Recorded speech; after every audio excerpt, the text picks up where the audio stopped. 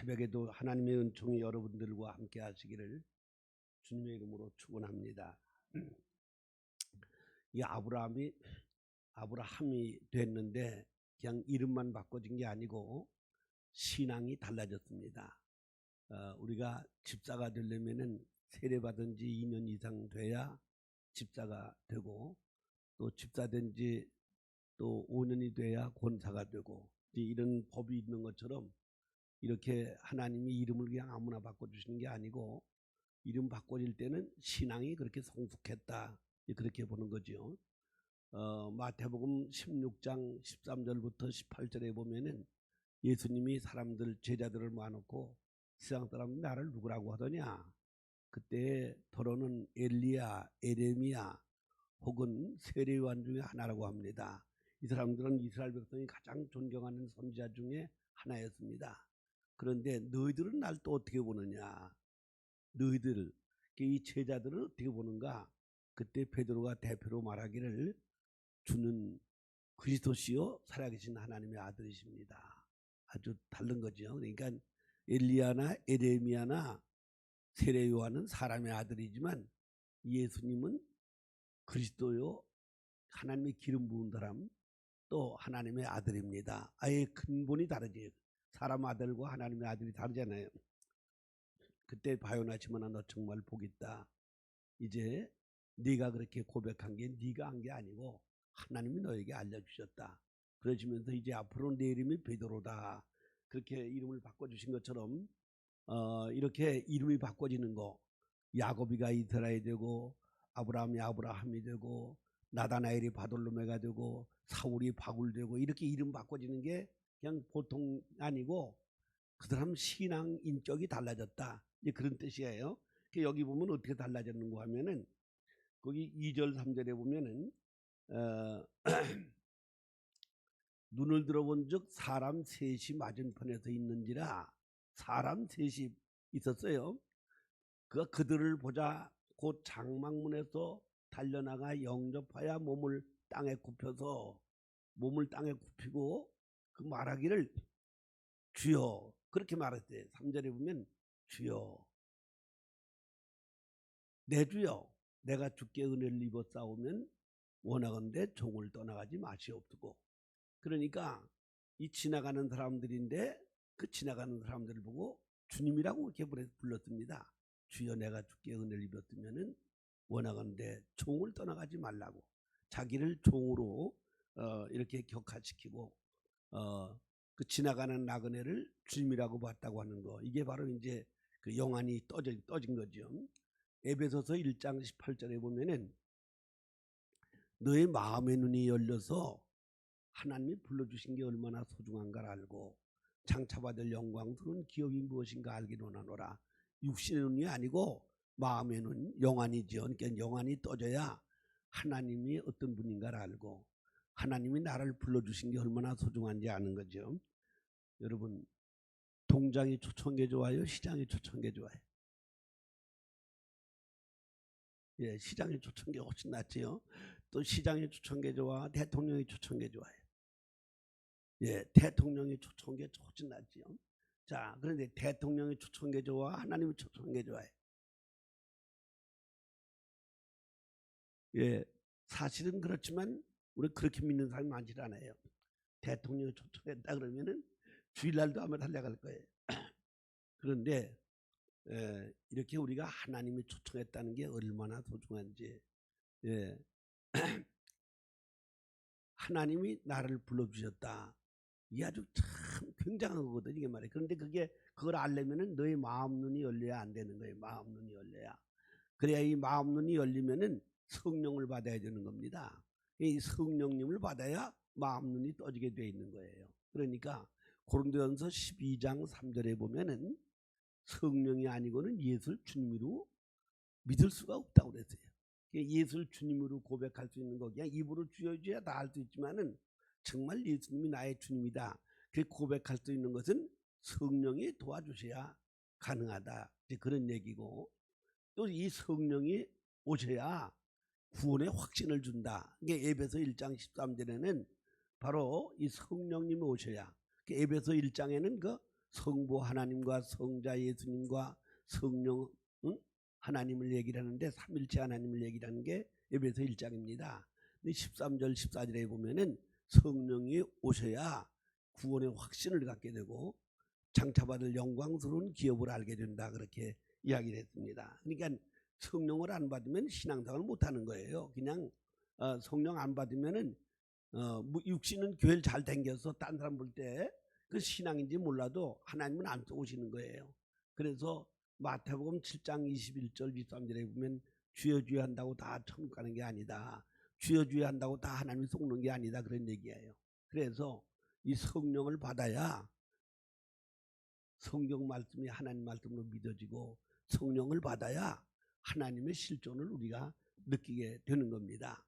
여기 이 사람이 이 아브라함이 아브라함으로 바꿔졌다고 하는 게 바로 성령을 받은 사람이다. 이제 그렇게 봐야 되는 거죠. 그러니까 지나가는 세 사람을 보고 주님이라고 부를 수 있지 그 사람 보고 어떻게 주님이라고 부를 수 있겠어요. 그래서 지나가는 세 사람을 보고 내 주여 내가 주께 은혜를 받으면 이 종의 집에 머무르시면 좋겠습니다.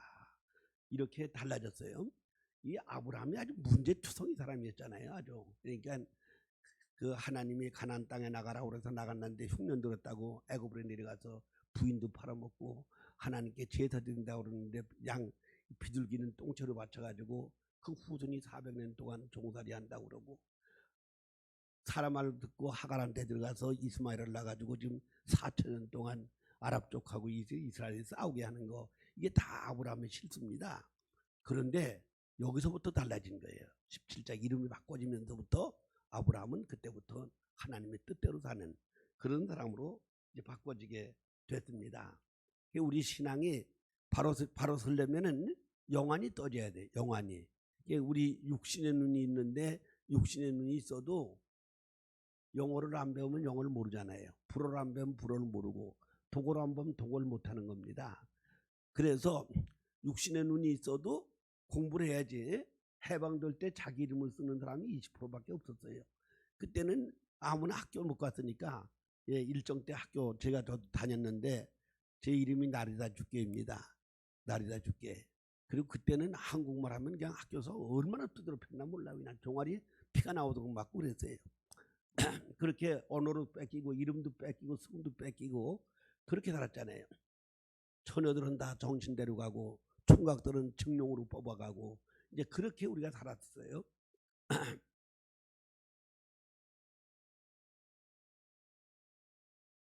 그런데 이렇게 우리가 이 해방이 되는 바람에 이렇게 우리가 이제 이 성도 이름도 찾고 자유를 우리가 구가하며 살게 됐는데 이 해방된 게 아주 얼마나 귀한 건지 물론 이건 해방된 거 우리가 독립운동 해가지고 해방된 거 아닙니다. 이 메가더 장군이 극동사령관이 되면서 해방이 된 거예요. 일본 놈들이 비행기 300대가 떠가지고 진주만을 공격해서 진주만이 거기 이 미군 해군 기지가 있었는데 300대가 비행기가 떠가지고 폭격을 하는 바람에 그냥 거기 한 사람도 못 살고 2,400명 해군이 싹 죽어버렸습니다. 전쟁에 불리해졌는데 그때는 메가더는 제대한 지 벌써 5년이 넘었어요. 그런데 메가더는 미군 사관학교 역사상 최고의 학점 받은 사람이에요. 머리가 아주 비상한 사람이에요. 평균 98.25를 맞았어요. 그래서 메가더가 극동사령관이 돼야 이 전쟁이 이길 수 있다. 이런 요소로 여론이 조성돼 가지고 그 제대한 사람을 불러가지고 극동사령관을 맡겨서 메가더가 전장을 맡아가지고 싸워가지고 결국은 이제 승리를 하게 된 거예요. 아주 첫 번에는 미국이 아주 불리했었어요. 메가더가 이제 극동사령관이 돼가지고 이렇게 해방이 됐는데 이 우리가 해방된 건 미국이 물론 이겼지만 미국이 이긴 건 메가더가 이긴 건 한 가지인 거예요. 그래서 우리가 해방된 건 메가더가 해방시켜줬다. 이제 그렇게 봐야 되는 거죠. 그리고 그 일본 사람들이 여기다가 얼마를 심어 놓는가 하면 23억 불을 투자를 했어요. 23억 불. 23억 불이 굉장히 많은 돈입니다. 그때 23억 불은. 우리 한국 땅을 다 팔아도 23억 불 안 될 텐데 일본 사람들이 23억 불을 투자를 한 거예요. 지금도 1억 불이면은 어? 1300억이잖아요. 1300억. 그런데 지금 1억 불이 아니고 100년 전에 23억 불인데 이게 얼마나 많은 돈이에요. 그 돈을 메가더가 못 가져가게 했어요. 다 이건 한국에 투자한 건 한국 사람들이 돌려줘라. 그래서 하지중장한테 그렇게 명령해가지고 돈 가져가는 거 다 뺏고 못 가져가게 했어요. 그리고 그 투자한 거 하나도 못 가져가고 한국 사람들이 그 관리인들이 다 그걸 불알 받아가지고 그래서 이게 한화니 LG니 뭐 삼성이니 뭐 SK니 전부 그 사람들이 거기 그때 관리인들이었는데 그 사람들이 그걸 받아가지고 불알 받아가지고 지금 일어난 거죠. 우리가 경제 붕이 된 거에 바로 그 23억 불을 뺏어주는 바람에 우리가 이렇게 잘 살고 있는 겁니다. 그리고 이제 김일성이가 내려와가지고 한 달 만에 90%가 다 전부 다 공산화된 거예요. 저 다부동 낙동강 밑에만 남아있고 다 공산화됐습니다. 그런데 그때 인천 상륙작전 성공해가지고 우리가 공산하고 안 된 거예요. 만약 공산화됐으면 이북처럼 굶어 죽는 사람도 많고 우리 저 신천리도 못 가고 자기 동네에서만 살지 남의 동네 가려면 허가 받아야 가지 허가 안 받으면 못 가요. 지금 이북이 그렇잖아요. 그렇게 사는 거예요. 이 공산주의라는 게 얼마나 무서운 거예요. 그런데 이 공산주의가 됐으면 우리가 그 꼴로 사는데 그렇게 안 살게 한 게 바로 메가더 장군입니다. 그러니까 이 메가더에 대한 고마운 마음을 우리가 가지고 살아야 되는데 이 메가더가 우리한테 얼마나 했는지 그걸 우리 국민들이 모르고 있는 거예요.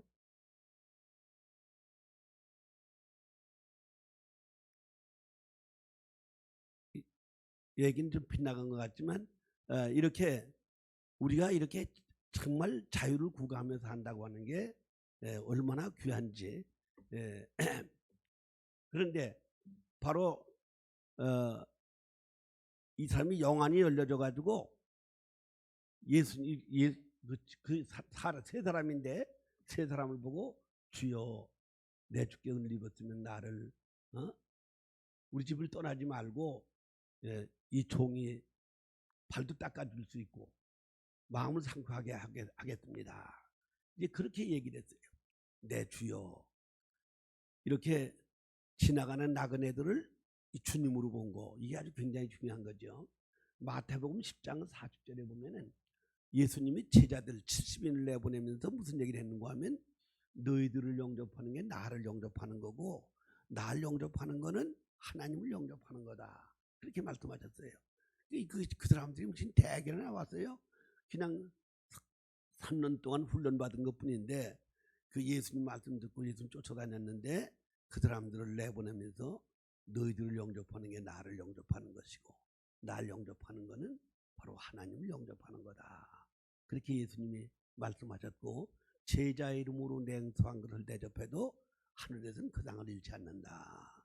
그렇게 42절에는 또 그렇게 말씀을 했습니다. 자, 그렇기 때문에 이 주의 사자를 그렇게 알아보는 신앙, 주의 사자를 대접하는 게 하나님 대접하는 거, 예수님 대접하는 거다. 그렇게 말씀했잖아요. 그러니까 우리 신앙이 바로 되려면은 이 주의 사자를 소중하게 생각해야지 자기 일꾼처럼 생각하면은 그러면 그 사람은 복 받기가 어려운 겁니다. 은혜 받기가 어려운 겁니다.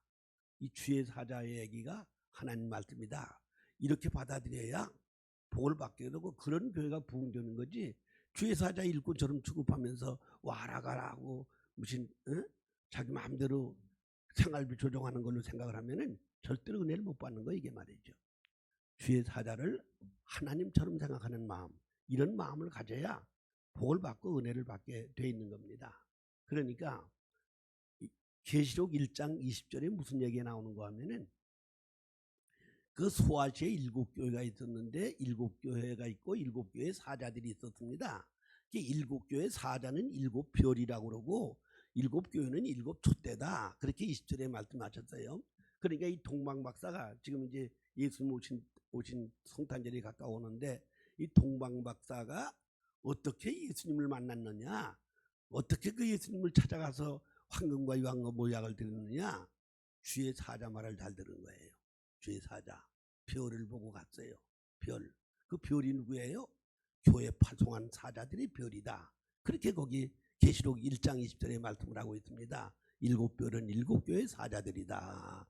그래서 이 동방 박사가 그 사자들의 말을 통해서 예수를 만나게 됐다. 이제 그런 뜻이죠. 그러니까 이 주의 사자 말을 소중하게 생각을 해야 그래야 예수님을 만날 수 있다. 그런 얘기예요. 이게 말이죠.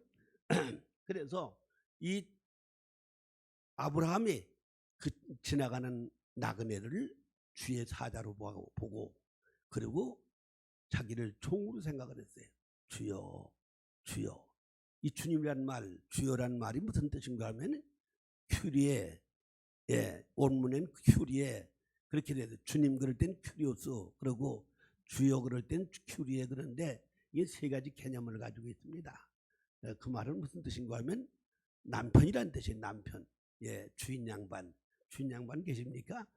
남편을 가지고 주님 주여라고 그랬어요. 그 다음엔 소유주, 물건 임자를 말하는 거예요. 소유주. 그 다음에는 임금님 보고 주님이라고 불렀어요. 큐리에라고 불렀어요. 저기 주여란 말 속에는 이 세 가지 개념이 들어있는 겁니다. 우리가 예수님 보고 주님이라고 그럴 때는 이 세 가지 개념을 생각하면서 나의 정말 영원한 사랑의 대상 남편이십니다. 성경에 보면 예수님을 신랑으로 마태복음 21장에 보면 열천의 비밀에서들이 나오고 그러는데 예수님 신랑으로 비교하는 이유가 뭔가 하면 이 신랑은 뭐예요? 자기 운명을 결정짓는 사람. 얼마나 최고 사랑하는 게 남편이, 그보다 더 사랑하는 사람이 있으면 바람 들어간 여자거든요. 이게 말이죠. 이처럼 예수보다 더 사랑하는 게 있으면 그건 신앙이 병든 겁니다. 남편. 그 다음에 주여란 말은 소유주, 물건 임자를 말하는 거죠. 사도행전 4장 32절로 35절에 보면 초대교회가 성령을 충만히 받은 다음에는 자기의 소유를 자기 거라는 사람이 하나도 없었다 그랬어요. 우리도 그렇게 생각하죠. 우리가 가진 게 다 누구 거예요? 송장로님. 우리 게 다 누구 거예요? 어? 하나님 거예요. 확실하게 하나님 거. 그게 예수를 주님으로 믿는 신앙이 이제 전부 다 하나님 겁니다. 그런 거예요. 그런데 하나님 건데 바치라고 그러면 바쳐야 돼? 안 바쳐야 돼? 안 바쳐? 그래서 누가복음 19장 3, 4절에 보면은 그 예수님이 감람된 혓바닥에 나귀를 끌고 와라 그랬어요. 나귀. 새끼하고 애미가 있는 데가 끌고 와라. 그거 어떻게 끌고 와요? 그러니까 임자가 매려면 주님이 쓴다고 그래. 그래 가서 끌고 오는데 임자가 그거 왜 끌고 가냐고 그러니까 주께서 쓰신다고 그랬어요. 그러니까 그냥 꼼짝 못하고 내준 거예요. 주님이 쓰신다고 그러면은 그냥 내주는 게 이게 소유주 신앙이에요. 소유주 신앙. 예수님을 주인으로 믿는 신앙이라 이 말이에요. 그리고 초대교회는 말만 그런 게 아니고 땅과 집 있는 사람은 다 팔아갖다 사도들에게 바쳤어요. 그러니까 사도들이 이걸 다 똑같이 분배해서 핍절한 사람이 하나도 없었다. 그렇게 얘기를 하죠.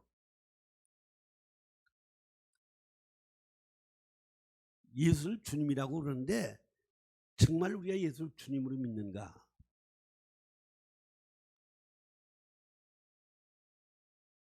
초대교회는 바치라고 안 했는데 스스로 갖다 바쳤어요. 이 요즘 교인들은 바치라고도 안 바쳐. 바치라고 안 해도 갖다 바쳤어요. 바치로 안 해도 말이죠.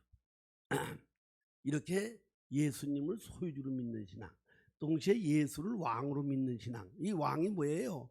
왕은 사약을 갖다 주면서 먹으라도 먹는 게 이게 왕이에요.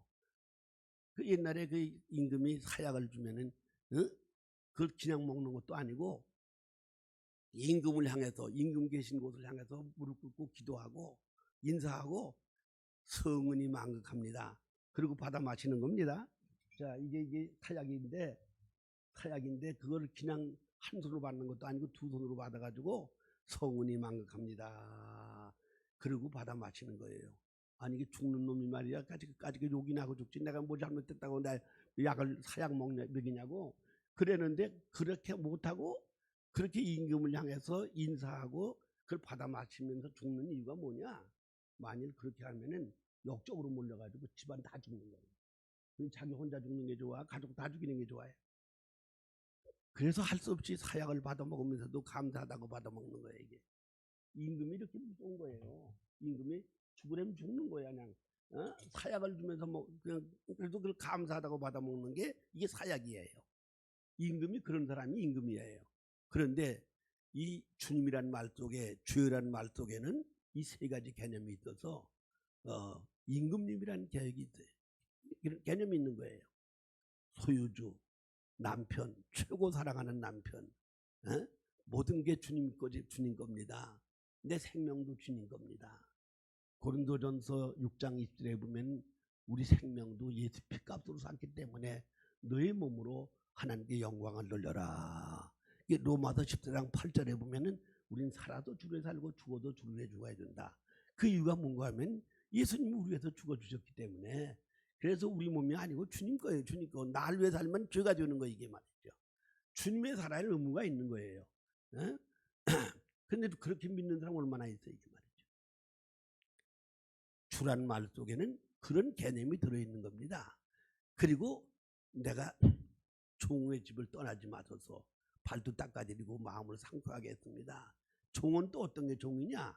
자유가 없는 게 종이고 소유가 없는 게 종이고 영광이 없는 게 종이에요. 그냥 오직 주인 위해 사는 게 종이요. 종. 그래서 예수를 바로 믿는 거는 나를 위해 믿는 게 아니고 예수에 사는 게 예수 믿는 거지. 자기 위해 사는 게 무슨 예수 믿는 거. 맨날 와서 뭐 기도만 하면 자기가 다 하려고만 그러고 말이지. 그 우리가 신앙이 어릴 때는 그럴 수 있지만은 신앙이 성숙해지면은 나 위해서 뭐 달라는 것보다도 주를 위해서 내가 뭐를 드려야 될까요? 이렇게 사는 게 이게 성숙한 신앙이 되는 것입니다. 바로 아브라함이 눈이 열려서 그 지나가는 나그네들을 그 주의 사자로 보고 하나님으로 보고 섬겼다고 하는 것처럼 이렇게 주의 사자들의 말을 소중하게 생각하는 마음, 그런 마음을 가져야 우리도 복을 받게 되고 신앙생활을 바로 하게 되고 하나님을 만나고 하나님을 모시게 된다 하는 걸 오늘 본문에서 가르쳐 주고 있습니다. 기도하겠습니다.